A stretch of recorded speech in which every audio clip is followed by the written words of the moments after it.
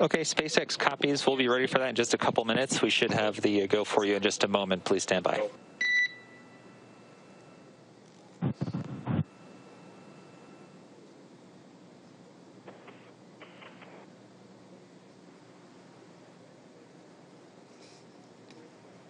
I can hear you, but they're good.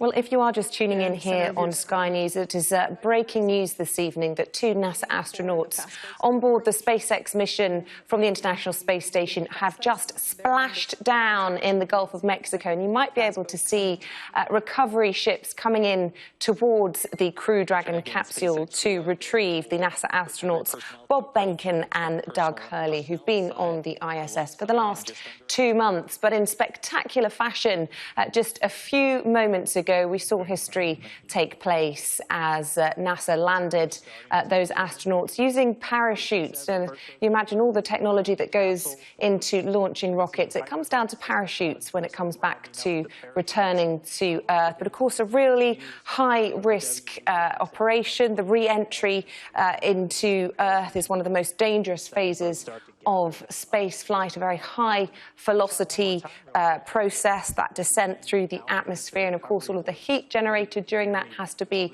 directed away from the craft, all of that having taken place flawlessly. And in fact, the picture's so amazing. It looks as though they very nearly landed on board one of those crew recovery ships.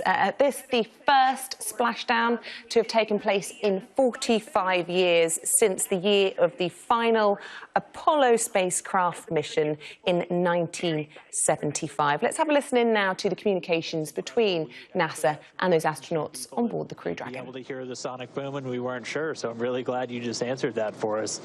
I mean, we talked so much about the weather. You said it looks great. What was it like on the ride out there? Has it just been kind of clear skies and clear seas the whole way?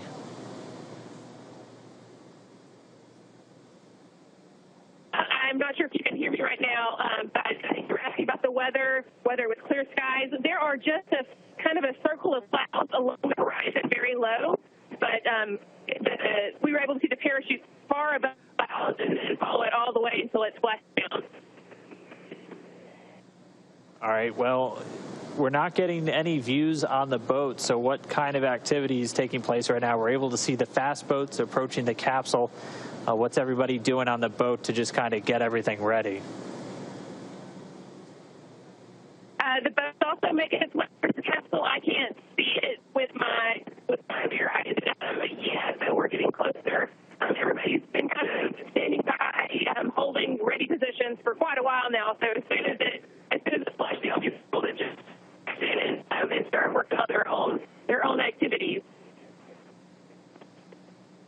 All right, copy that. Well, we're going to keep watching from here. Thanks for calling in, and thanks for being out there with everybody and getting us these great views. It's really incredible. Thanks, Brandy. Hope to get you back in port soon, and we'll talk to you back in Houston.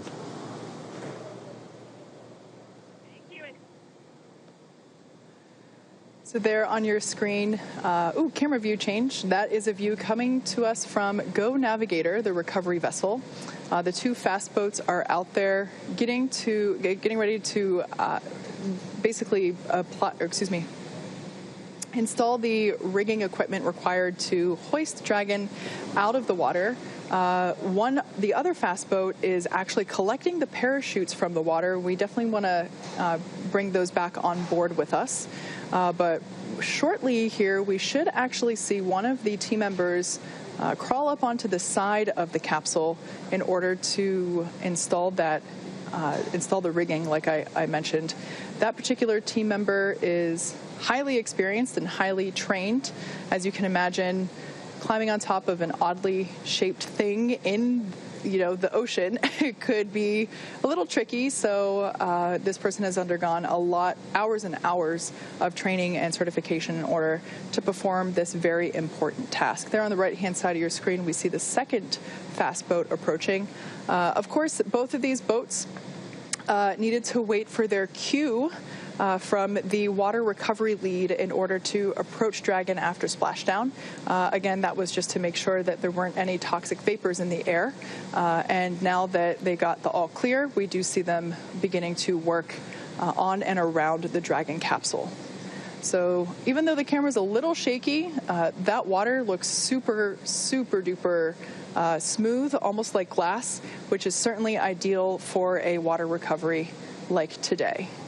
Yeah, got to remember that this is a view from the main recovery vessel, which was still a few miles away from the splashdown Dragon point. SpaceX. We have hypergol sweeps and unfired ordnance checks nominal. Rigger is on board the vehicle. About 5 minutes until capsule lift.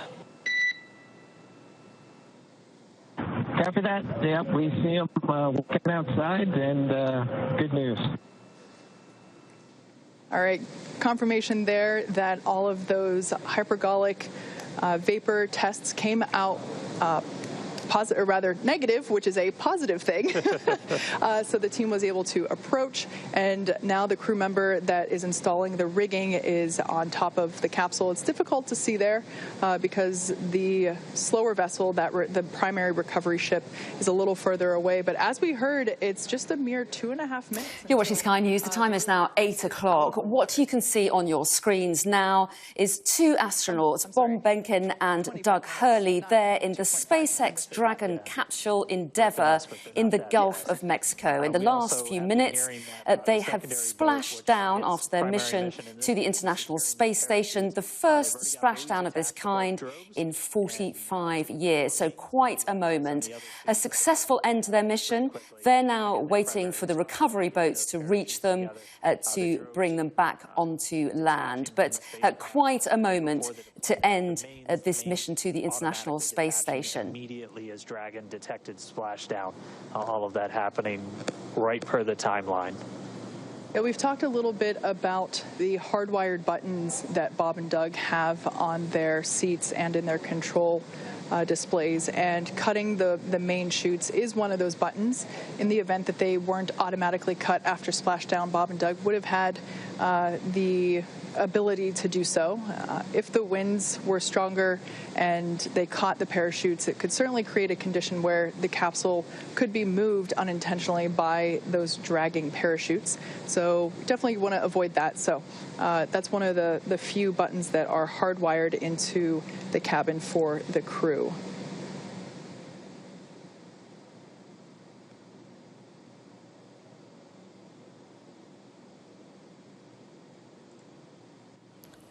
So as that NASA commentary fades away just for a moment, let's bring in a guest to talk us through this.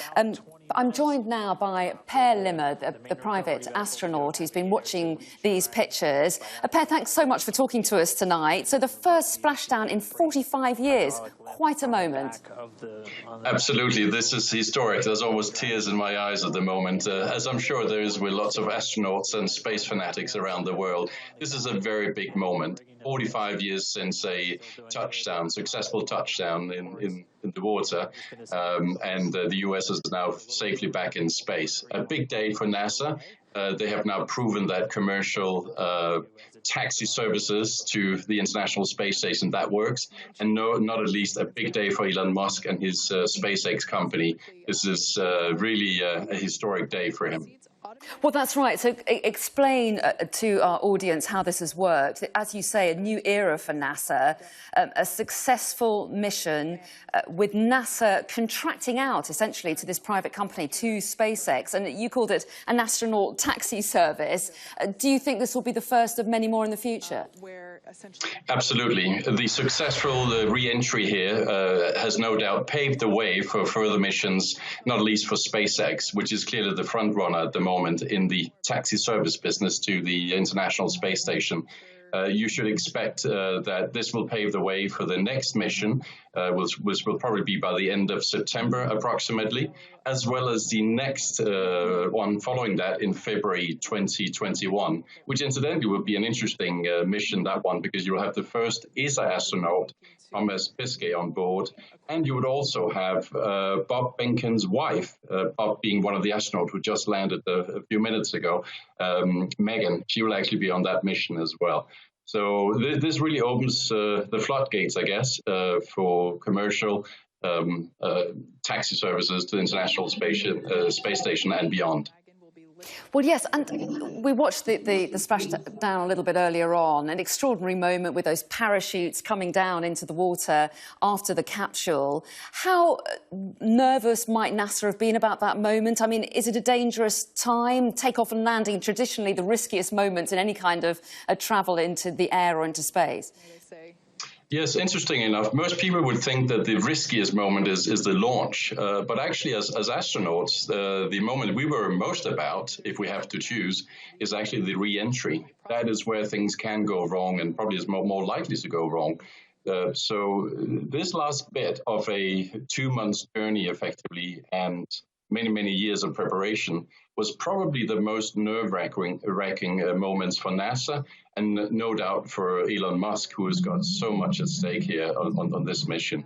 Let's put this into context. When Elon and SpaceX set out to sort of bid for the contracts here, they were really up against the two giants of private space, Boeing and Lockheed Martin, who were clearly established players. And a lot of people were saying, you can't do this, it's impossible, you cannot fly to orbit, you cannot bring private astronauts up or NASA astronauts up, you cannot take them back down again. And look at it, here we are, he's done it. It's a really big day for Elon Musk today. I bet you he's going to have a big party tonight. Well, yes, and the conditions do look mercifully calm, don't they, there in the Gulf of Mexico? But what kind of an experience do you think this is for those two astronauts inside that capsule? I know that Doug Hurley, one of the two, had talked about having read reports from the last splashdown 45 years ago and said that the astronauts had felt pretty nauseous waiting for the recovery. Yes, that's right. I mean, first of all, both Bob and Doug are enormously experienced astronauts. They've both been up several times to space, so NASA certainly put up their first team in this regard. They know what they were signing up for. But also, technology has moved on. The journey coming back into space, no doubt, has been more comfortable for Bob and Doug compared to, say, the Apollo program, where it's a little bit more rough and ready, or indeed if they were to fly Soyuz and land on land and get a hard bump, sort of equivalent to a car crash. This was much lighter. They only experienced up to about 3.5 Gs on the way down, which is sort of a very strong roller coaster ride. And for most of the time, NASA actually told Bob and Doug to sleep and relax. They wanted them to relax. They worked very hard on the ISS and also on sort of heading back to Earth again. So they told them to relax so that they had full force when they were to step out of the capsule, as we're seeing now. And the speed at which they returned back towards Earth is quite extraordinary. Elon Musk, of course, who's behind SpaceX, the owner of that capsule, has tweeted that the Dragon capsule travelled from New Zealand to Florida in 37 minutes. I mean, that's pretty quick, isn't it? That's space for you. That's space for you. You would normally come in with a capsule of about 28,000 kilometers an hour, or about 17,500 miles per hour. That is the speed you're traveling at. And you've got to get up to those speeds to go into orbit and then also come back in again. Obviously, you've got to decelerate. And as we saw just before the drogue chute were deployed, the speed was down to about 400 miles per hour, 600 kilometers an hour. So heavy deceleration. And that is what happens when you go through back into the Earth's atmosphere on the way down. And that's why also the shield outside heats up so much. You experience 2,000 to 3,000 degrees centigrade outside the capsule. It's very hot and red and orange, if you like. And that's also why you can't communicate with the astronauts for a period of approximately 6 minutes. Extraordinary shots now, Per, of the recovery vessels coming up really close to the capsule now. And I understand that there is a recovery ship owned by SpaceX as well, with more than 40 staff on board. Doctors and nurses there as well. And those smaller, faster boats have led the way, though. And the pandemic also having some kind of impact on this as well. Apparently, the recovery crew have been quarantining for 2 weeks and have been tested for coronavirus before they approach the astronauts. It's quite interesting, all that background detail. Absolutely, as if it wasn't difficult enough to create history. 45 years later since last time we splashed down in America, and now you had Corona on top of it, and all the precautions that we deal with in our day-to-day lives on planet Earth, as it were. That certainly applies as well. You gotta social distance as much as you can, and you gotta respect the rules of Corona, etc. So yeah, this is just taking things to a different level. But even more so, it just illustrates how big a success, how an incredible mission this has been, and a really amazing delivery by SpaceX here. Put this into context. Boeing, their nearest competitor, who also got a NASA contract and who's got lots of dollars and history. They had troubles with the software system, even when they did an unmanned launch. So this is not easy. We should not take this for granted that a success is always the outcome. But today, SpaceX really deserve the credits. They have done it. It's an enormous, big achievement and historic day. Indeed. And I will ask you as well what the two astronauts were doing on the International Space Station. But that really is almost secondary, isn't it, to that bigger picture that you've been describing? Yeah, that's right, because this was the first private company mission. It was a test mission, let's not forget. It was not sort of officially a mission where they're supposed to do a lot of stuff up there. It was really the key thing was to get the astronauts up there on a private vehicle and safely back down again. And therefore, now that has been done, that really opens the door for NASA to say, okay, SpaceX, you have done it. Now let's go to work. Now we'll have more astronauts on the next missions end of September. They're going to have a bigger brief, and now we can worry less about the transportation element of it and focus more on the science. Having said that, Doug and Bob did do some important stuff up there. They did studies on water droplets.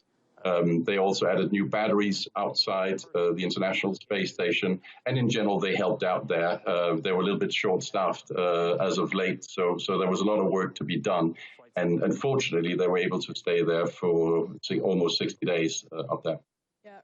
And I understand that also on board with them is a toy dinosaur named Tremor, which was sent into space by the astronauts' young sons. And apparently the boys recorded a wake-up call for their fathers this morning, urging them to rise and shine.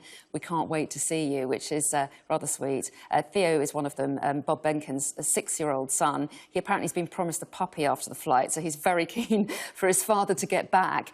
And Per, tell us what's likely to happen next. Obviously, we're seeing those recovery vessels very close to the capsule. Are we likely to see the two astronauts soon, do you think? Yes, so there'll be usual safety checks and medical checks going on now, but I suspect that will be less of an issue. They'll come out fine and clear. They're safe. They're there. The mission is done, so to speak. So there's now procedures to take place, and that will come out. And then soon thereafter, we'll start thinking about the next mission. End of September, NASA no doubt has a lot in their drawers. They'll bring those out now, and we'll start thinking about the next mission to the ISS. The U.S. is now safely back in space. They don't rely on the Russians and the Soyuz vehicle going forward. They now have their own, as it were. So it's a very big step forward for NASA and for the private sector in space. And a final point I'll just say as well was you mentioned the mascot there. Doug, when he went up last time, that was on the space shuttle in July 2011, he actually brought up an American flag. That flag, he went back up to the International Space Station and brought it back down again. So obviously for the Americans, that's also a big symbolic day and gesture. Per, I'm just going to pause just for a moment. Don't go away, but let's just listen into the commentary from NASA if we can. And that's where the Dragon SpaceX comm check. loud and clear. Solo, how us? Loud and clear as well, and from the video, looks like the boat is about one length away, about 5 to 10 meters, backing up to you. Copy that. Thanks for the update. All right, so good news there. We're getting ready to see Dragon to be lifted out of the water and into the recovery nest. As I was saying, that nest will be pulled towards the camera, towards that upper deck that we saw there, and that's where the medical stretchers will be waiting to assist them into the medical bays for evaluation after capsule egress. It's already been 25 minutes since they splashed down. It doesn't feel like it. That was definitely the fastest 25 minutes of the day. the timeline we were anticipating was for the lifting operations to start within about 30 minutes, so we're pretty much right on the timeline still. That's been a pretty common thing so far today. You can see them with one of the fast boats getting it positioned to start moving out with the additional rigging to affix to the Dragon capsule, where they're going to use this A-frame to pull it up out of the water. And you can see the Dragon nest at the very bottom. It's that circular object with the A1 right on it. So while this is the first time we are recovering a capsule with crew members on board, the recovery team has been... And Dragon, just letting you know, we got a couple lines connected and rigging is in progress. Copy that, SpaceX. Thank you. All right there. So just updating the crew that they might feel some momentum as a couple of the rigging lines are attached. There we can actually, there's our first good shot of the individual who is placing that rigging equipment. Again, that's someone that's highly specialized and very well trained for these operations. As I was saying, the recovery team has rehearsed and practiced this with Bob and Doug themselves, actually, in a test capsule, practicing the egress as well as they have practiced the recovery process many times. And actually, through those practice runs, they have effectively cut the recovery period in half from the initial Demo 1 mission. So it's really nice to see that the process itself, after being rehearsed and carefully choreographed, is going super efficiently. Again, safety is the #1 priority, so making sure that only personnel involved in active recovery operations are present on the deck. You may have heard us mention before that there are about 40 people on board today, but we certainly don't want anyone in danger or to fall overboard. That guy intentionally jumped. Speaking of falling overboard. We're ready. Thank you. All right, so the crew was just told in the next 30 seconds, they have the lines affixed, so they're going to start lifting the capsule up out of the water. And at this point, the communication we're getting with Dragon is actually being routed through the boat itself at this point. So there we can see the lift. Dragon is out of the water. Yeah, so now now that A-frame is going to start swinging it back. And it's bound right for that nest at the bottom of your screen.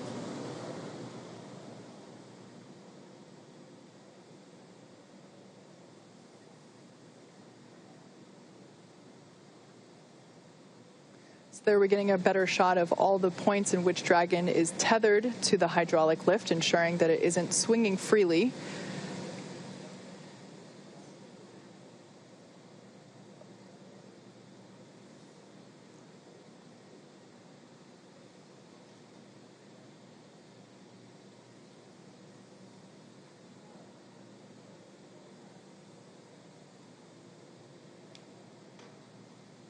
And there we can see Dragon Endeavour being carefully set down into the recovery nest on top of Go Navigator.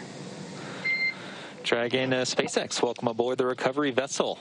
Recovery personnel are completing final checks and preparing to translate you to the egress platform. We copy. Thank you. So for the first time in 2 months, NASA astronauts Bob Behnken and Doug Hurley are on some sort of ground. I guess we can't call it solid ground because it is a ship. However, it is the first time that they are not in space on a rocket or bobbing in the ocean. So now that they're in the nest, they're going to start translating it forward, and Dragon's going to move into essentially the hangar section underneath that helipad and then up to that recovery platform that we saw a little bit earlier.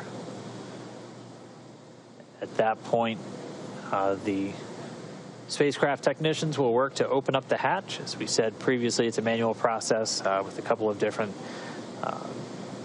attachments you have to engage before the hatch itself can be opened. They'll get it opened, and then SpaceX's Neil Menon will be the first one through the hatchway to check in on Bob and Doug, get their initial health assessment, see if they're ready to move, and then we'll start assisting them out of the capsule and into that medical facility on the boat.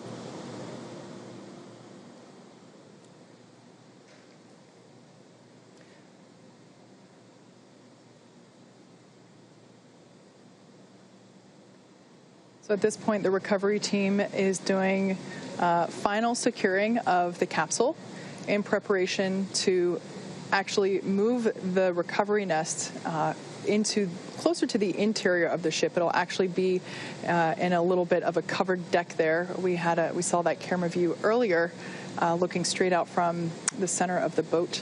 So once Dragon is secured in the nest will be translated then forward and closer to the recovery, closer to the position in which we're able to actually open the hatch. So while Dragon is on board safely, we're not able to do that just yet.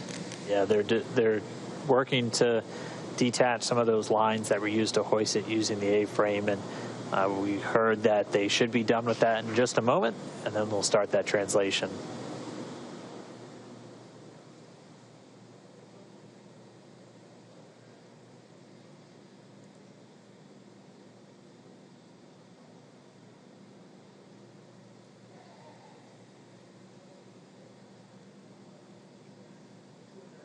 So right now we can see the recovery team releasing those securing lines that were used during the lift of the capsule from the water into the nest. So they are releasing those securing lines from the sides, making sure it is secure from the bottom.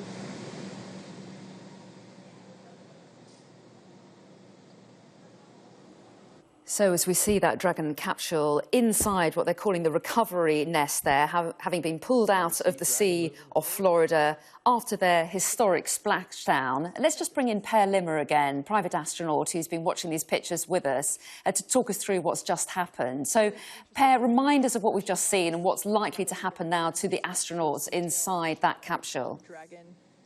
Yeah, what we've just seen has been a very, very successful and actually remarkably quick recovery of the Dragon capsule. The moment I was looking most out for was obviously a little bit earlier, was the deployment of the four chutes, make sure that they deployed successfully, because otherwise the astronauts are likely to get a very, very hard bump when they were to hit the water. That obviously went very well, and from that point on, it has really been very, very smooth every little step of the way. We saw the recovery. First, we saw the fast boat approaching. We saw that they were checking also for any signs of gases around them in case there were any dangerous fumes, etc. And then we saw afterwards the attachment of the little hook, so that you could get the tethering system put in place and the hydraulic system to then lift off onto the platform the Dragon capsule. All seems to have gone extremely smoothly. No doubt they have trained and exercised this for a lot, and as your colleague said a moment ago, they have managed to reduce the time to do so by almost half. But even if they were slow on this, who cares? It's fine. Take all the time you need. The key thing is that the two astronauts are safely back on planet Earth. And Per, an awful lot of people surrounding that capsule now. Are we expecting them to open it up now? I think a doctor has to examine the astronauts first of all, but is that what they're doing now? Yes, that's right. You should expect, now that everything is safely in control and you can see the boat is also sailing away now, everybody's no doubt very relieved on board there. Next thing is we got to make sure the astronauts are okay. We heard it from the comm system that Doug and Bob are feeling great, so it doesn't sound like there's any problems at all. But as always, you want to make sure they get a medical check and make sure there's nothing that they can't feel at this moment in time that is wrong. So that's the next thing that's going to happen. They'll get a medical and make sure that they're okay. But no doubt, I think the biggest issue is probably going to be to wipe up their big smiles on their face, or at least to keep those smiles down, because I bet you they're very big at the moment. This is a very big mission for them, and no doubt probably the biggest mission for them in themselves, even though they've been to space several times, because it's such a historic mission. Yes, quite a moment. I'm going to take us back to Mission Control again now and get them to talk through what's happening there on that recovery vessel. Let's just listen in again. And so they're still continuing to do kind of those sniffs, so checking for any vapors or anything. So those NDO, it's NO2, nitrogen dioxide, primarily can get detected in the air from the burning of fuel. So they're going to continue to just inspect around the capsule, make sure that it's, again, safe for the crew, safe for the recovery experts before they get this hatch open. But again, moving right along the timeline, it's since they splashed down at 11:48 a.m. Pacific.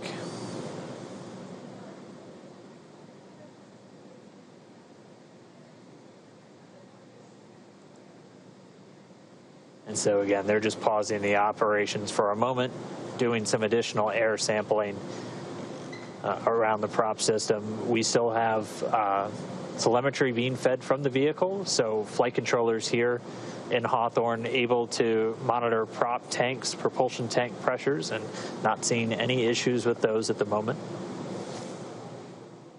So, Per, clearly they're just checking that all is safe. There are no noxious chemicals or fumes being given off by the capsule to make sure that it's totally safe presumably for people to go in as well as the astronauts to come out as well. And, Per, I just wondered, while we wait for them to open the capsule, you could take us back 45 years to the last time there was a splashdown. I mean, what was that mission like, and how different would this experience have been? Well, it's a whole different vehicle altogether. I mean, if you look back at the Apollo program, the Saturn V rockets, and we go all the way back to 1969 when we landed on the moon, the computing power that was on board there was less than your personal phone or your mobile device has. So a lot more difficult, no doubt. Whereas now we always have the great computing power that can help us, but it can also be a bit of a challenge, as we've seen with the Boeing program and with the CST-100 Starliner program, where actually you end up relying so much on software, and suddenly if that breaks down, what are you going to do? So it's by no means easy. It is difficult to go to space, but like Kennedy said in the 60s, that is why we choose to do it. That's why we choose to go to the moon originally. But technology has advanced and continued to advance a lot, and with the involvement of private enterprise, you will see that continue. It also frees up resources for NASA, so NASA can focus on other things that are perhaps more science-related on the destination, whether it's ISS or whether it's Mars, which is obviously going to be the next big prize. And we've talked about why this is such a big moment, the fact that NASA has done this kind of taxi deal, if you like, with SpaceX, with a commercial company. But it's also quite a big moment as well, isn't it, from the point of view of it marks the first time that NASA has launched humans from American soil since its shuttle program retired in 2011. That's correct. So NASA has really been hostage to the whims of the Russian program, since they haven't been able to fill in the gap since the shuttle retired in 2011. And that has been a little bit of an issue, to be honest. The Soyuz vehicle is a very good workhorse. It's been working since the early 60s. It took Gagarin up. So we know that works very well.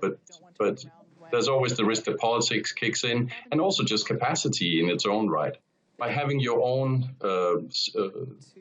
your vehicle, your own rocket, that makes a big difference. You're now more in charge of your own destiny, as it were. And because SpaceX is such a successful and prolific company, no doubt they can produce as many rides as you would want. And there are indeed quite a lot of people signed up already. Private companies who want to put satellites up on the Falcon 9, etc. So SpaceX will be very busy now. It's also going to help making SpaceX a commercially even more successful company, no doubt, because this is such a big tick in the box.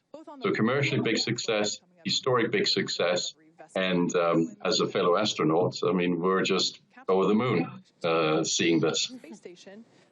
I see what you did there. And presumably anyone with deep enough pockets presumably can use this kind of commercial flight option. Yes, it is available on a commercial basis. A standard Falcon 9 rocket launch would cost you about $62 million, which is a significant reduction in price compared to, say, the cost of the space shuttle program, which, if you did it on an all-in basis, could easily end up costing 8-9 times that amount. So it's a very significant cost reduction. And the key here is reusability. There's so many things that are being reused again and again here, and that really brings down the cost base enormously. That was one of the key things that also people criticized Elon for in the beginning, but now he's proven that it works and the cost is there to match. Well, yes, so just to remind our viewers, Per, while you've been talking, that they are seeing now NASA astronauts Doug Hurley and Bob Behnken inside the Dragon capsule Endeavour. They're on board a recovery boat, having splashed down in the last 40 minutes or so into the Gulf of Mexico, just south of Pensacola on the Florida Gulf coast. A successful splashdown, the first one for 45 years, so quite a moment. They're still inside the capsule. We've just been seeing in the last few minutes some of the crew on board that recovery vessel doing some checks around the capsule to make sure that there are no dangerous fumes being given off, so that it's quite safe for those astronauts to come out, but also for their crew to go in as well. And we understand that one of the first things that will happen will be that the astronauts will get a medical check before they continue on their way. So it's a very big moment for space travel, given the fact that NASA has sent their 2 astronauts up with a private company, with a SpaceX mission. So Per Limmer is on the line talking us through what's been going on. And as you've been saying, a really exciting moment, Per.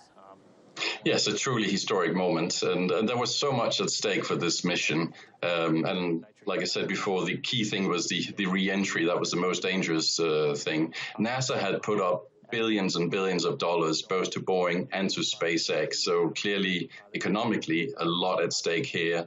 And even though technically NASA's outsourcing this service, they still have a reputation to live up to, and those who allocated those contracts. So if things had gone wrong, no doubt there'll be an investigation afterwards and stuff. So lots at stake for NASA here. No doubt there's a big sign of relief on the NASA side. And the same for SpaceX. This really paves the way for further launches, more business, if you like, for them. So they'll be able to write further business. And the first one of them will be very soon, end of September, and then in February next year. So this is very exciting. The way and the road ahead is now paved, and we are ready for much more space. And as an astronaut, we love that.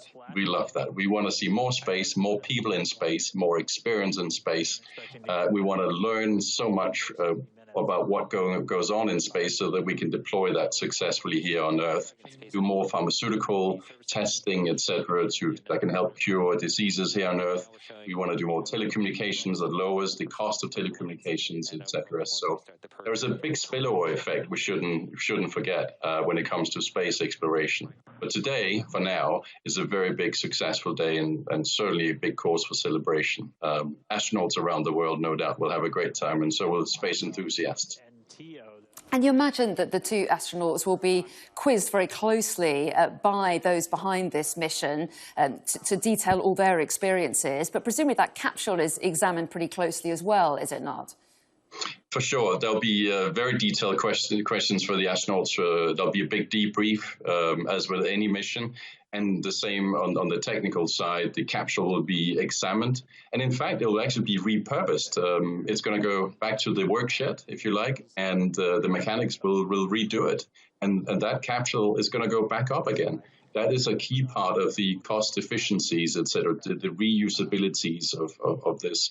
So the capsule will be examined very, very closely. Lessons will be learned, no doubt. No doubt there's small improvements you can make from here so that they keep doing things better. But taking two steps back, it is very safe to say this has been a very successful mission. Those 60 days here has been a big, there's been a lot at stake for most players, and it's just a great delight to see the capsule back home again. And no doubt the two kids that sent up the messages this morning to their dads in space, they are also over the moon to see them safely back again. And Per, I'm just hearing that from the mission control commentary that they have been doing this check to make sure that there are no poisonous fumes around the capsule, and they are detecting some gas levels that are higher than they want before they open up. So they're making sure there's a full purge of the various vapours. I'm not sure if mission control are speaking at the moment. Not just at this moment, but we will return to that to get their commentary on what the very latest is. But clearly they will take their time to make sure that there aren't any poisonous fumes. I mean, how would that occur? How would you see a capsule like this producing noxious fumes? Well, it has been into space after all, and there's also been a lot of fuel burned along the way. So there is all sorts of things that can sort of be dragged along. That can also be things that have gone wrong. Don't forget, you have engines there on the side of the capsule. So it's very important you check for any bad gases or obnoxious gases. It's very important. But at this point in time, there's no stress on time. You know, they are safely back. They're in a good seat. So better take all the time you need to make sure it's safe to open before you do it. And no doubt the crew on board the boat are just following the safety measures and safety procedures here. But I don't think there's anything to be particularly alarmed about at this stage at all. But caution is always good. OK, let's just listen in then to mission control once again. Internal to the cabin, but it's inside the capsule itself. So you can think of it as the space between the exterior of the Dragon capsule and the interior space where Bob and Doug are. There's I think the interior pressure vessel, essentially. Yes, exactly. Yeah. So Bob and Doug are fine. The air that they are breathing is, that nitrox mix that they've been getting throughout the entire duration of today's operations. But it'll be essentially the area below their cabin, completely sealed off from the service section. Yeah, that service section is where there's a lot of telemetry. It's where there are the prop tanks, and we're just making sure that those get aerated so that lingering fumes are swept away. Yeah, again, they had detected higher levels than they want to see of nitrogen tetroxide. That's one of the two hypergolic fuels used in Dragon, the other one being monomethylhydrazine. Those two fuels, essentially when thrown together, even without an ignition source, will react. That's what makes them hypergolic fuels. Much simpler, more elegant solution used in a lot of on-orbit maneuvering systems in spacecraft.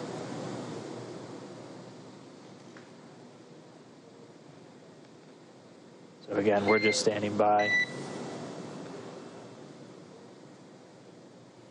So just while they stand by just for a moment, just to repeat what you just heard there, that Mission Control describing how they've found higher levels of what they said was nitrogen tetroxide than they would currently like. So they're just making sure that there is a purge of the vapours that they're detecting around the capsule before bringing out the two astronauts. And that gives me a moment just to mention that I've just seen that Barack Obama has just tweeted in the last few minutes saying a welcome home to the two astronauts, Bob Behnken and Doug Hurley. He goes on to say, "We launched the commercial crew program to strengthen our US space program, and it's been great to see its success. This historic NASA SpaceX mission is a symbol of what American ingenuity and inventiveness can achieve." So Barack Obama there paying tribute to the two astronauts and their mission. That type of equipment, there we go. That's the kind of equipment that is required in order to perform this purge. Again, the NTO is, the fumes from that are toxic. And of course, we want to keep all crew members safe as we prepare the side hatch for opening in order to let Dragon Bob and Doug SpaceX, egress. looks like limits are dropping and getting pretty good. We're still continuing with the purge just to be extra sure. Okay, that sounds good, Mike. Thank you.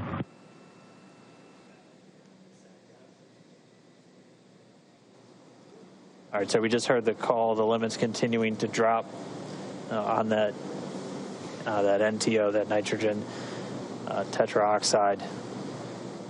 So they're just going to continue to monitor those. They're doing a purge, essentially flushing the air around the service section where the tanks for those hypergolic fuels are in Dragon. As Kate was talking about, they're not inside the pressure vessel, the section of the Dragon interior where Bob and Doug and their atmosphere exists.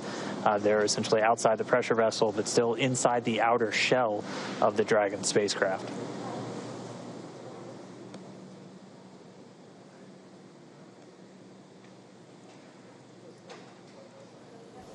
So let's just bring in Per Limmer, the private astronaut who's been watching this extraordinary splashdown by the Dragon capsule in the last 40 minutes or so, 50 minutes. And Per, obviously the two astronauts inside that capsule having to be a little bit more patient than they might have been because the crew around them are all trying to get rid of these poisonous vapours to make sure that it's safe for them to go in to get the two astronauts out. Yes, that's right. But I'm sure there's no problems with Bob and Doug. They have been away for 2 months on a long trip to space. No doubt they will be comfortably seating there, just waiting for the external crew to do their job. It's quite clear that the procedures are well understood, and they're just waiting for those toxic levels to drop before they can open it. But like I said, I wouldn't put a high degree of risk here at this point in time. They clearly seem to know what they're doing. Just got to get rid of those fumes. But no doubt, once the hatch opens, that's going to be a fantastic moment, and we'll see very, very big smiles. I would hesitate to guess. That's a really big moment back on Earth, or at least back on the water. Absolutely. And remind us how long they've been away from Earth and what they were doing. They were away for about 2 months, 62 days, and their main mission was really to do the first NASA crewed flight with a private vehicle. Effectively, that was the #1 priority, and it was uncertain how long they were going to stay up there at the International Space Station. There was doubts about how quickly they were going to come back again, but it turned out to be approximately 2 months. Whilst up there, they did do some very good work on water droplets, with some analysis of how water droplets react in the weightless environment. They installed new batteries outside the International Space Station, and more generally, they helped out the existing crew with various space tasks and analysis.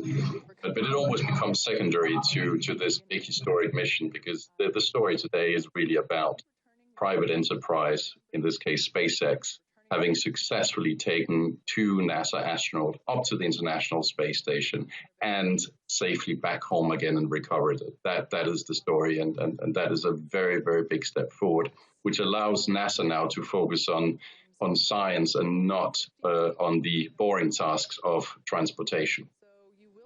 Indeed. And I'm going to take us back to Mission Control, because they were highlighting the fact that it may be quite soon that they will be opening up the hatch. So let's just listen in again. If you've ever watched long-duration crews return on a Soyuz, it's pretty similar process where they're literally carried out of the capsule and immediately placed down into a waiting chair, where they usually get some initial medical checks out there in the field before they're then carried to an inflated medical tent. We don't have a tent, we have quarters, and they're a whole lot closer, so they'll just have a couple of feet to go from the capsule itself into those medical quarters. And then once they're in there, they'll get some initial checkouts from their flight surgeons who are on location on the boat with them. These are the people that have essentially been responsible for their health and well-being throughout their mission, both beforehand, all of their pre-flight data takes, offering them support in the lead up to launch, and then the entire time while on board the International Space Station. And then they're right here with the front line, with the recovery teams, ready to welcome them home.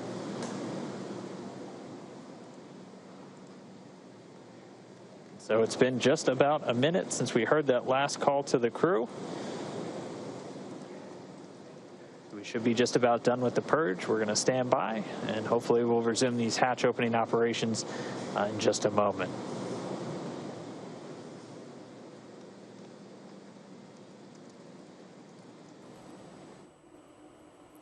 So, Per, it feels like we are going to see these 2 astronauts relatively soon. They've appeared to be pretty happy with how they've managed to get rid of those noxious vapours around that capsule. And just while we've got a moment lingering on that shot, I mean, the capsule does look like it's, you know, it's experienced some high temperatures at least. It has indeed. You can certainly see the signs on the side there. It's not exactly white, not as white as it was when it took off, and that is because when you go into re-entry, the vehicle would have come at a speed of 28,000 kilometers an hour, or 17,500 miles per hour. And then going in through the atmosphere, and there would be temperatures of about 2,000 to 3,000 degrees outside the capsule. Gets very, very hot, red, orange, etc. If you were to take a close shot of it, it would really be quite scary, actually. But nevertheless, that is why you see a little bit of the effect there on the side. But nothing to worry about. It is designed for that. Everything has been tested from an equipment perspective for that. Even before Doc and Bob flew up, there was a test flight without astronauts on board, just to make sure that the equipment was indeed functioning. So, yeah, but a little bit beaten up. No doubt it will go back to the workshop and be polished up again, and everything will be tested before that very same capsule will go back into space and be reused. And I'm hearing that they are now asking the 2 astronauts inside the capsule to take a sample of the levels of gases where they are before they go in. So that's the latest from Mission Control on what's going on there now. And Per, give us an idea of what that capsule will feel like inside. I mean, it doesn't look very big. I mean, what's the kind of comfort level inside there? It's actually big enough, as it were, and the seats are very, very comfortable. They are sort of made to fit your body, and they're super comfortable. Certainly a lot more comfortable than the earlier seats on the earlier missions, such as on the Soyuz or indeed on the Apollo program. They look very, very comfortable, and so they would have had a good ride. And the G levels coming back into space from space was only up to 3.5 Gs, which is actually not that much if you think about it. I've personally experienced Gs up to 6 GX and 3 GZ, so this was less. So they would have had a good ride in, a comfortable ride in. And unlike the Soyuz, where you land on land, where you really get a hard bump as you touch down, this would have been a lot softer. So I would expect them to be in, very comfortable, etc. Having been to space for 2 months, one of the first things they probably look forward to is a piece of fresh fruit, I would imagine, an apple or a pear or something like that. That's usually the things that astronauts misses the most, fresh fruit. Let's just listen to the mission control, because we're hearing that the readings that the astronauts, I think it's Doug Hurley that took the reading inside that capsule, has come back as 0. So let's just listen in.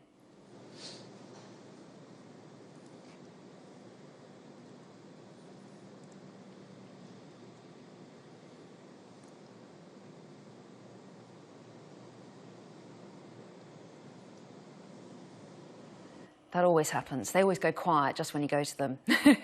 So, as I say, lots of readings going on around this capsule. So it's taken a little bit longer than they would perhaps, in an ideal world, would have anticipated.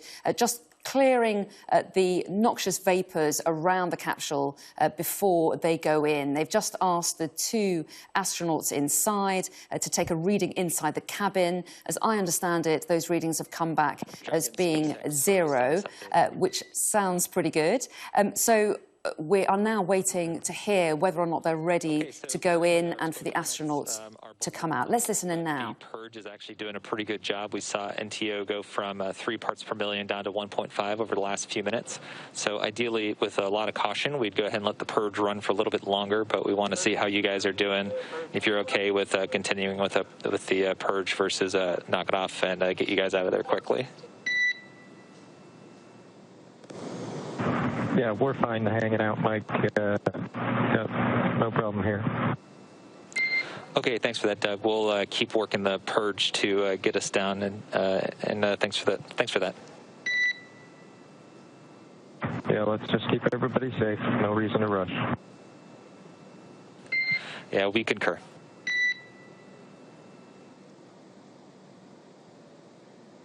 Spacecraft Commander Doug Hurley reporting the crew still doing well in Dragon, so they are good to continue to hang out. The medical authority there on the boat recommending as long as the crew is okay and still doing well inside Dragon, they'll just continue with the purge, trying to get those trace readings of any hypergol vapors all the way down to 0. Because again, we're really focused on not only keeping the astronauts safe, but all of the recovery engineers and medical professionals there on the scene as well.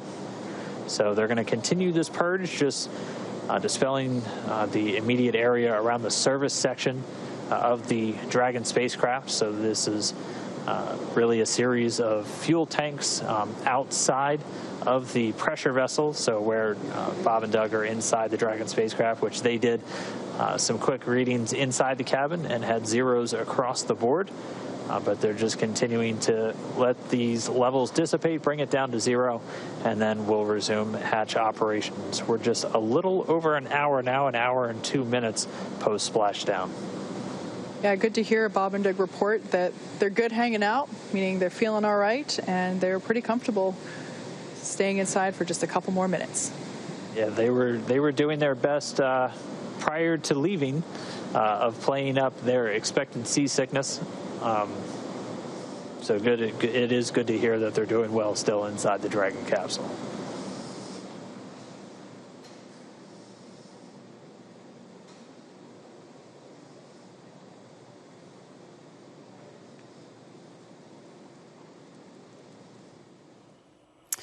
So, as you heard there, we heard Mission Control then just chatting with the 2 astronauts inside that capsule who've been waiting patiently now, as they were saying, just over an hour since they splashed down in the Gulf off Florida, just asking if they were happy to, as they put it, hang out there for a little bit longer. What they've been doing is they've been trying to check to make sure that they get these levels of chemicals and gases around the capsule down to what they describe as trace, so that there are no noxious fumes around before they get those astronauts out. And they said to them, how are you doing? Are you okay there? And we heard one of the astronauts replying, saying, yeah, we're fine.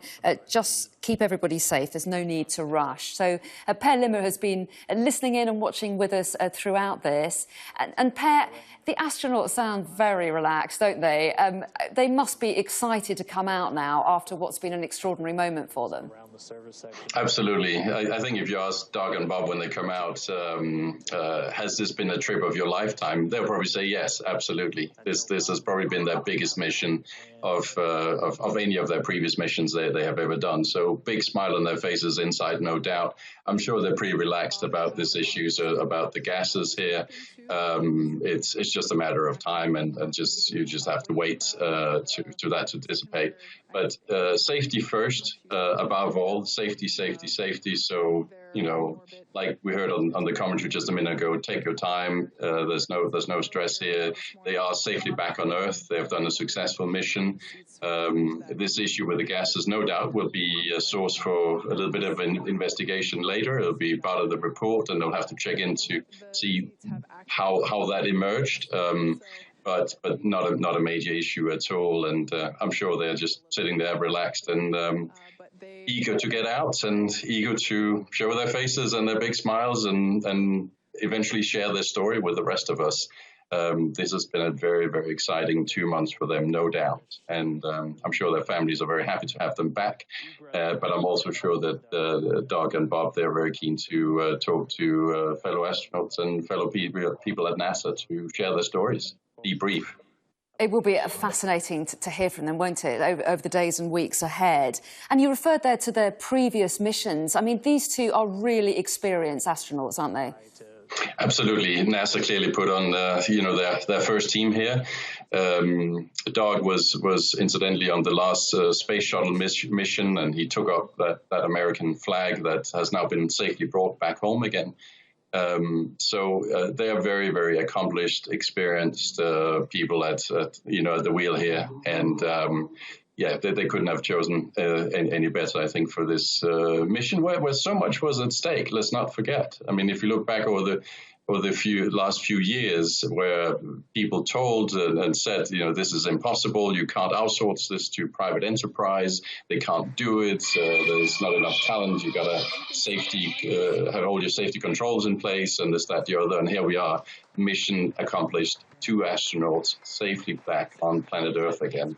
Absolutely fantastic. A lot of the critics will have to eat humble pie here, I'm afraid. Yeah, quite a moment. And as we wait a little bit longer for them to come out, Per, do you think we will hear a fair amount from them, us members of the public? Clearly, they will be closely questioned by their team around them. But are they likely to go public and do interviews? Are we, members of the public, likely to hear their stories from them? Absolutely. There'll no doubt be a lot of media interviews in the immediate future. The media interest around this particular mission has been huge. It's really captivated the minds around the world, not just in America. So at first, there'll probably be a lot of media debriefings. But subsequent to that, like all astronauts, we all try, and I do that myself as well, go around to schools and do presentations and talks about the excitement about space. We want to inspire the next generation of children to be excited about space and science, etc., and to head in that direction. And no doubt that duty and pleasure would also be on the shoulders of Bob and Doug. They would certainly do the same thing. And also when they eventually end up retiring from NASA, they'll continue to do that, no doubt. It's sort of as an astronaut, it's a duty, we think, because there's very few of us. There's less than 600 people who have ever been into space ever. So there's not that many of humankind who's actually done it yet. So therefore, there's a big obligation to share that. But it's also a great pleasure. When I go out to schools and I talk to kids and I see the excitement in their eyes, and when you're there as in my case, a future astronaut in flesh and blood, they get so excited. You cannot replace that sort of face-to-face contact when you're there. They really love it, and interesting enough, it goes across ages as well.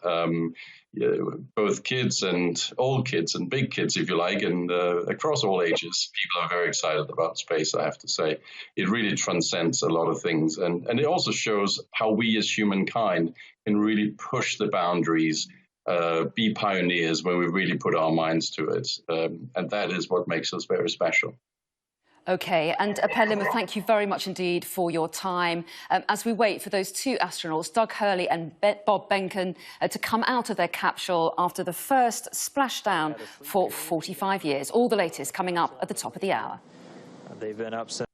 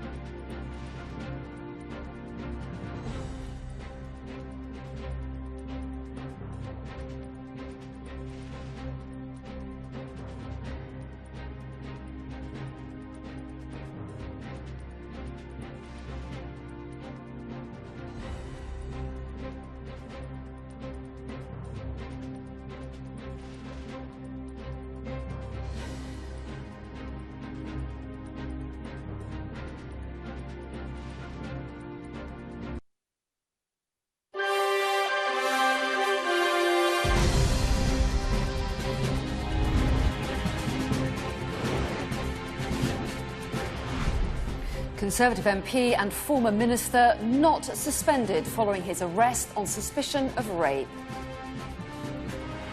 Under curfew, residents in Melbourne, Australia, not allowed to leave home after 8 p.m. because of a rise in coronavirus infections.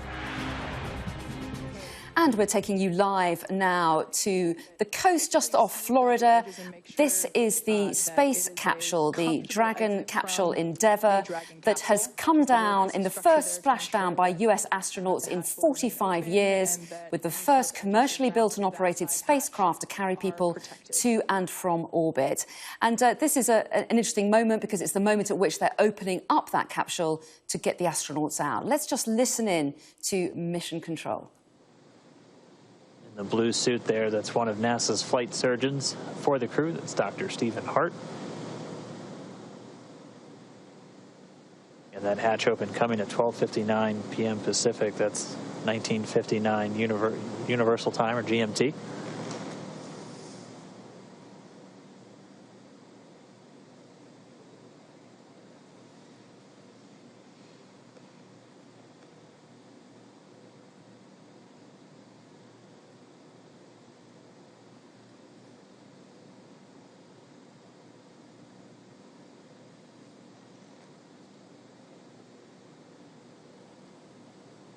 So let me bring in private astronaut Per Limmer, who's been watching this whole process since this splashdown, which happened at around 10 to 8 this evening. Per, we are watching the moment, aren't we, on board a recovery vessel that has just plucked out that capsule from the sea off the coast near Pensacola in Florida. The two astronauts have been inside that capsule the whole time.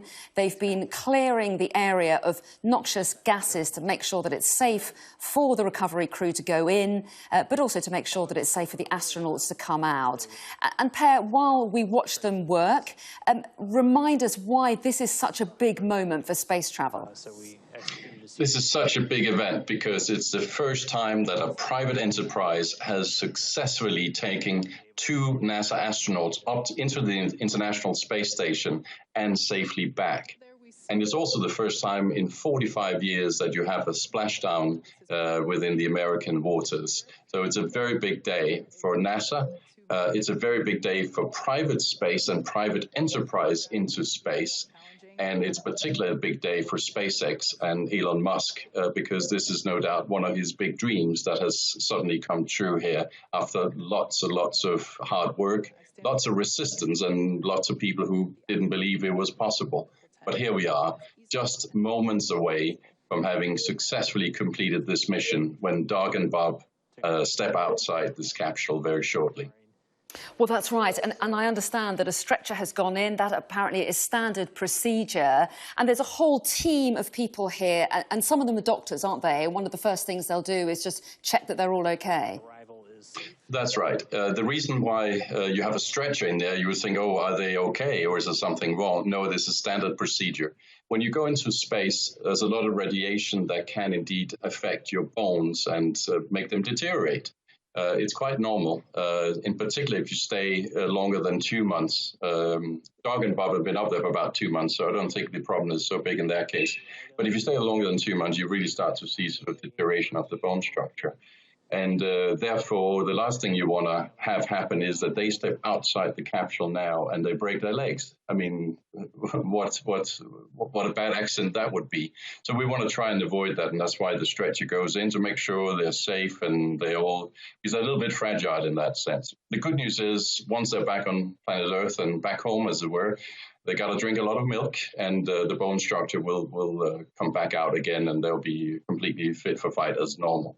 But this is very standard procedure, both in the Falcon program here with SpaceX, as well as on the Soyuz program. It's the same thing when you see a Soyuz capsule land in Kazakhstan.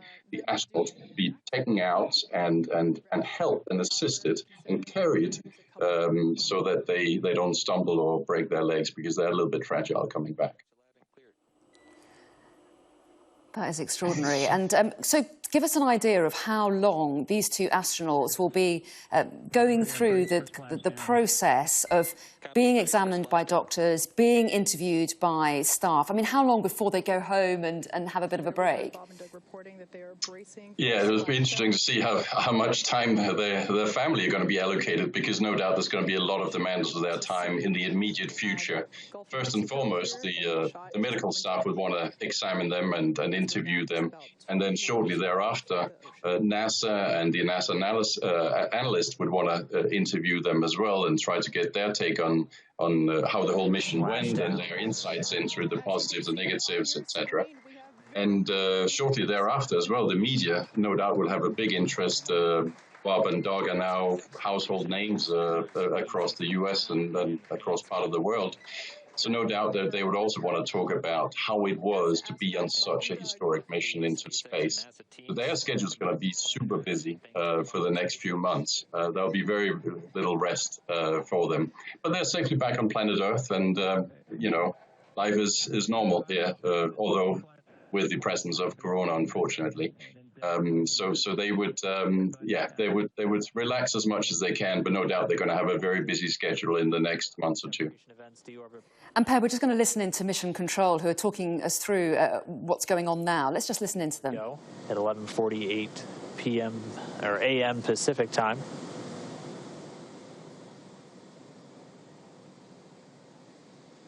Again, the recovery team. SpaceX Dragon from the commander. Go for SpaceX. Here we have our first view of Doug Mike, Hurley. I just would like to sort of reiterate what Bob said and add my thanks to everybody over the last several years that's either worked in Hawthorne, McGregor, or down at Kennedy Space Center. Anybody who's touched Endeavour, you should take a moment to just cherish this day, especially given all the things that have happened this year. We certainly can't thank you enough. Our families can't thank you enough. And, just proud to be a small part of this whole effort to get a company people to and from the space station. They can celebrate with each other. We see some, and we'll talk to you soon, hopefully in person. Thanks so much, Doug, and you're welcome, and thank you so much for those kind words. And we all wish you a safe journey home and a happy reunion with your family soon, and we look forward to seeing you in person as well. Some really nice words there from Bob Behnken. Mikey. There on your screen, we saw NASA astronaut Doug Hurley egressing or exiting from the capsule. Might have been hard to see on your screen there, but we got a thumbs up indicating that things are going well. Sorry, excuse me, I mixed up my positions there. Yeah, those words were from Doug, and we have Bob that just came out first. Yeah, so Bob Behnken, the pilot, the Joint Operations Commander for this mission, out of the capsule now. So he's making his way over to the medical area, and now they're going to work to get Doug Hurley out next. I think I saw a smile on Bob's face. He was a thumbs up all the way. As they've been giving us some regular status updates from inside the capsule, they've been feeling really good. And so now we're just standing by for our spacecraft commander, Doug Hurley, to make his way out into the fresh air for the first time in 64 days.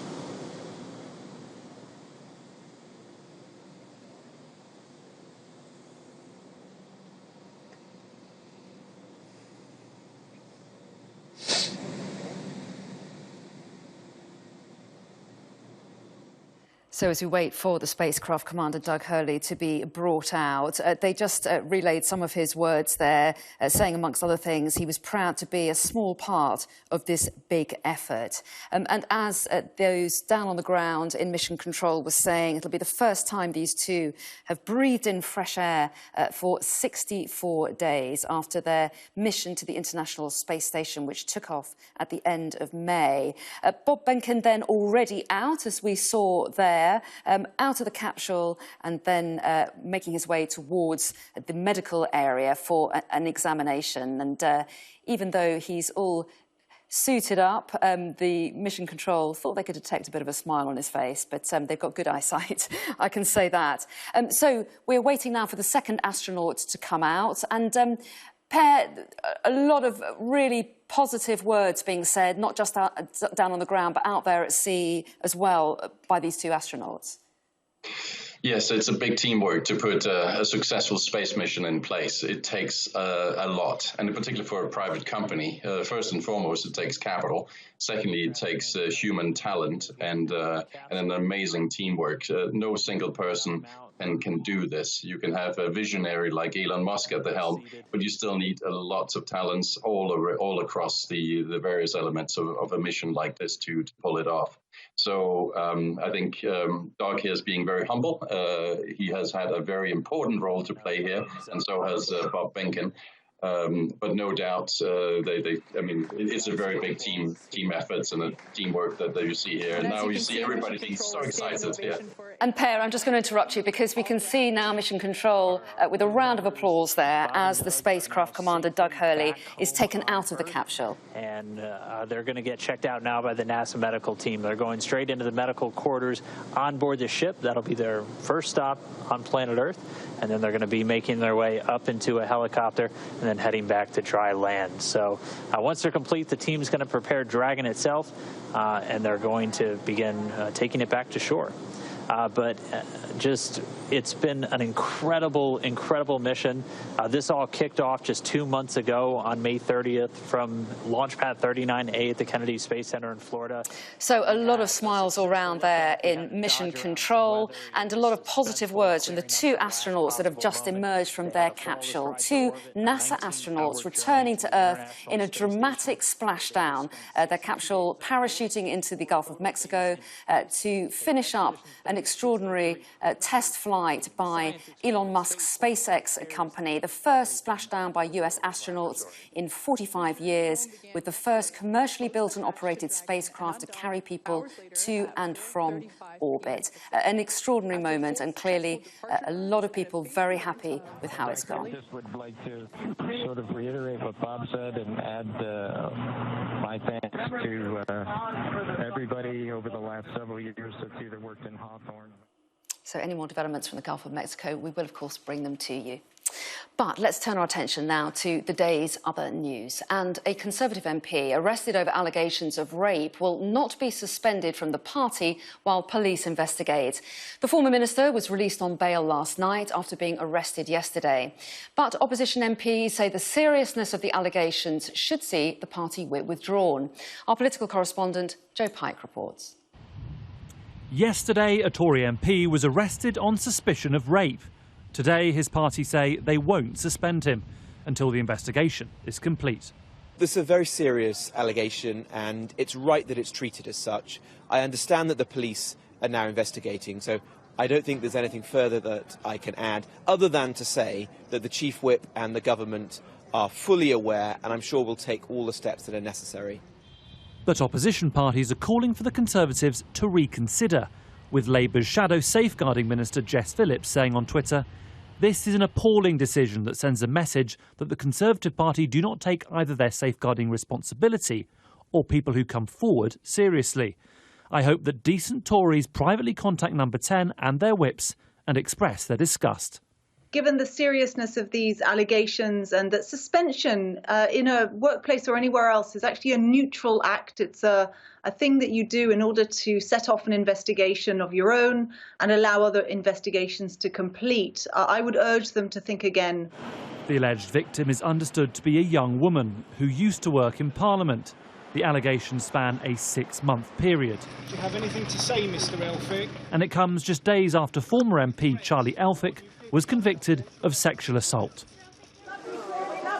Yet the way criminal investigations are reported has changed since Cliff Richard won a privacy case in 2018.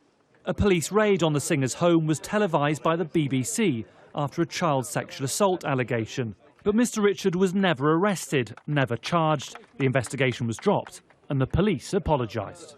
The Conservatives know that if they remove the whip from this MP and suspend him from the party, he will become an independent MP and his name will likely become public. And if he's never actually charged with any criminal offence, that could unfairly damage his reputation forever. For now, the MP has been released on bail. He remains anonymous. Joe Pike, Sky News, Westminster. A state of disaster has been declared in the Australian state of Victoria after a spike in coronavirus cases. Melbourne residents will be subject to an overnight curfew for the next 6 weeks and be banned from travelling more than 5 kilometres from their home. Well, these are the countries around the world with more than 10,000 cases in the last 2 weeks. Even more worrying are the countries where there have been more than 50,000 cases over the last 14 days. The United States continues to be the most affected country in the world, with cases up over the last 5 days. In South America, Brazil is also experiencing a spike of new coronavirus infections every day. In Central America, Mexico is suffering from a rising average to a new peak. In South Asia, India is sharply up on new infections, with cases rising at an alarming rate.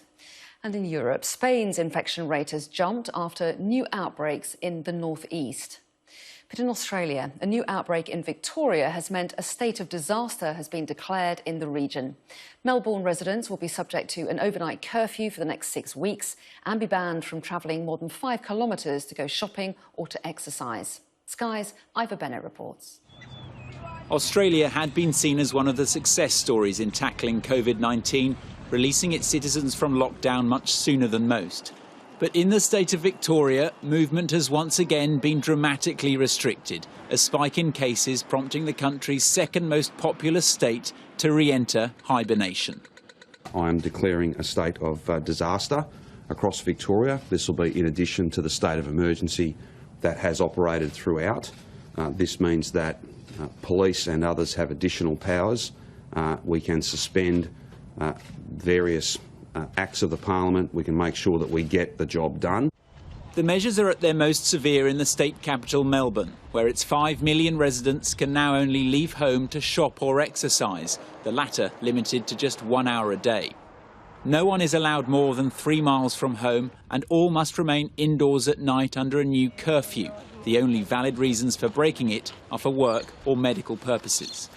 Lockdown fatigue is definitely a real thing. I think first lockdown, everyone was kind of on board with it and, yep, come on, we can do this, we can be really strict and we can beat it. And then this time I think people have realised that it's going to be around for a while and maybe have been a little bit more relaxed with the grey areas of the rules. Victoria's recorded nearly 700 new cases since Saturday, accounting for the vast majority of Australia's new infections. Authorities blame a failure to follow social distancing. We've been seeing this emerge as a major community transmission spike, where we've had large outbreaks in public housing, in meatworks, and in particularly in our aged care facilities. So it's proven very difficult to control. Across the state, all schools, restaurants, bars and gyms are set to close once more, this time for at least 6 weeks. Yet another warning that this pandemic is far from over yet. Ivor Bennett, Sky News. Well, the latest on the pandemic is sure to feature in tomorrow's newspapers. We'll be taking our first look at the front pages in our press preview tonight at 10:30, then again at 11:30 with the journalist Angela Haggerty and the Conservative commentator Tim Montgomery. You're watching Sky News. Coming up, we've got the sport with Kate, including action from Silverstone as world champion Lewis Hamilton holds on for a dramatic win at the British Grand Prix.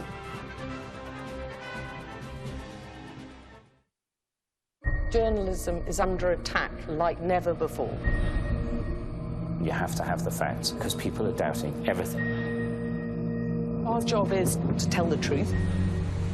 Anyone who says they're not scared is lying. Run, bang, and I couldn't hear anything. We do genuinely believe